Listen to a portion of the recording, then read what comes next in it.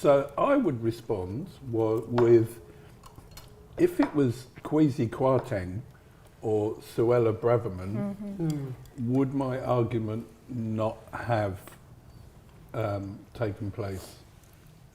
That they would have been in society still. It's a good challenge. Thoughts? Keith is 10 toes on where he stands. So thoughts? Actually, Suella Braverman has really, really surprised me by her stances. So really, I'm not sure I would take her as a credible example in this case, because actually... Not in terms of credibility, because we're not going to unpack Suella, but in terms of the idea, the challenge that Keith is giving in terms of where he stands. Does your position stay the same with the two examples that he's using? Because one could say he's not credible, right? So does your position stay the same, or does it change? Actually, it does change. Okay. Ooh. Yeah. Okay. So in what way? I think it could be anybody in Hugh's shoes, and really, probably in this case, and also actually having listened to other people around this table, the source of information for us was the Sun.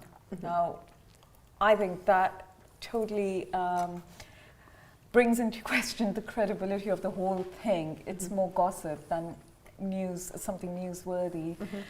And is it actually worth destroying our faith in, BBC, all of that, based on something the Sun said? And so, I think. So you. Position change, okay. Laura, does your position stay the same, or does it change that this is more about class than it is about race, based on the two examples that Keith just threw out? It's a good point. It's got me thinking, but. So are we saying, what if Hugh was a person of colour? Yes. Yeah, if he was the equivalent, part of the establishment, effectively. Yeah.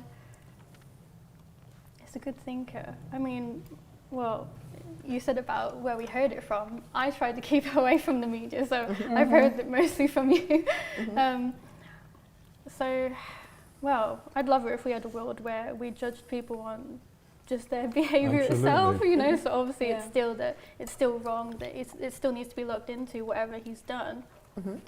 So... Yes, no, where do you stand? Position change, or you still stick with your original position? I still stick with it, yeah. Okay, Elizabeth? I still don't think that race doesn't matter. I'd love for that to happen. And citing Suella or even Kwesi Kwarteng, I don't think they have.